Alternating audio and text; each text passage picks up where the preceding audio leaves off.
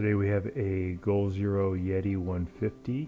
It's misbehaving, it's beeping when you have the power plugged in, which usually means that it needs power.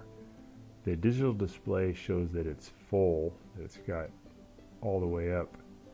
So it may need to be reset. If you want to reset it, you have to remove these 4 screws to take this top piece off, and then you just leave the lead acid battery disconnected for 10 minutes by removing the terminal. So we're just going to remove these 4 screws. 3 out. This is the last one. This should come off, I think. Put that off. Okay, there's our lead acid battery.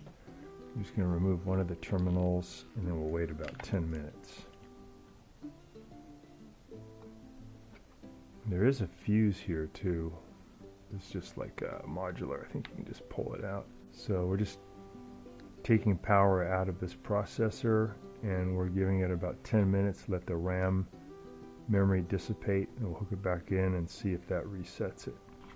It's like a pretty elaborate unit. So while you're waiting, you could check this fuse. There's 2 little pieces of metal on the top, and if you have a multi-tester, you can hear it when you have continuity, when there's electricity flowing. So let's see if we can hear it. Yeah, so we know the fuse is good. We can also check for DC voltage. I think it's supposed to be 12 volts DC voltage. So on ours, we're not getting 12 though. We are only getting 4.3 volts. I think this is a 12 volt battery. So we're just letting it, that little memory that's caught in there from a capacitor that's called RAM memory, we're letting that dissipate. When we put it back together, or we re-energize it, it should go to a factory reset, and maybe the glitch will go away. We'll try. Just so you guys know, it looks like this is supposed to be a 12 volt.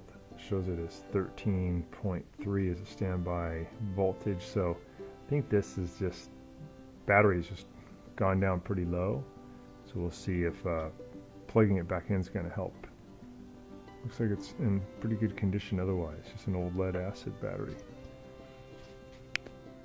Okay, so it's been about 10 minutes. So we're going to bring energy back to the system by putting this terminal back. Let's see what the display does. Okay, looks like we have our power, and we're going to go ahead and put the top on. We'll see if anything pops back on the display. It's good to pull this up when you're putting the top back on. Wiggle it on, keep this lifted up. There we go. And we got to make sure it sits down all the way on the seam. We can add these back in.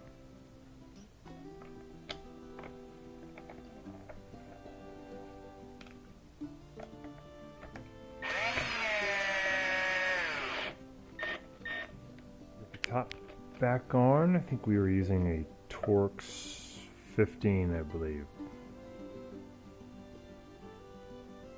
Yeah, it could be Torx 20.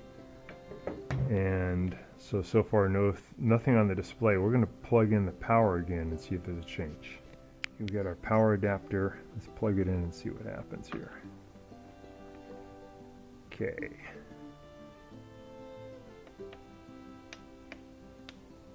Nothing so far. Before, the problem was we plug it in, and having it plugged in or having it unplugged, you would get that beep.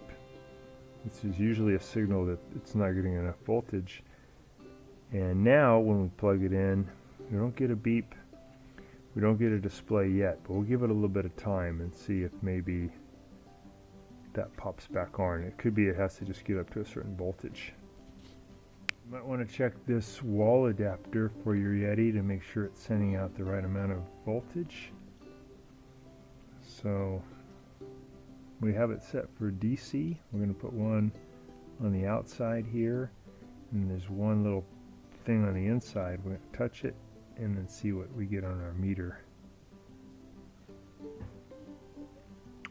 So we're showing 15 volts DC. So this is definitely working at sending out the right amount of power. And we have it plugged in for a little while, but we still don't get anything on the display. So it could be that the lead acid battery just needs to be replaced. So it turns out that ours just needed a new 12-volt battery, and these are pretty cheap. We'll put a link in the description below, so probably for less than 40 bucks you can get a new battery, and they just pop right in. We can see earlier in the video that it's easy to remove the top, and then you remove the two connections to the battery, pull out the old one, put in the new one, put on the new connections, put the top back, and you're all done. So these are kind of like car batteries. They only tend to last 4 to 5 years, and ours is probably 8 years old. So just putting in a new battery will often do the trick, but I would try that reset shown earlier in the video first. And if you still don't get a result, it's probably just that the battery's gone flat, and replacing it will do the trick. Watching our video, and please subscribe to our channel when you get a chance. And also click the little bell notification button so we can send you weekly videos on all the different ways of fixing appliances around your home and saving you lots of money. So thanks again for watching, and please also press the like button for our video if this was helpful to you. Feel free to contact me at the email listed below, which is scottthefixitguy@yahoo.com.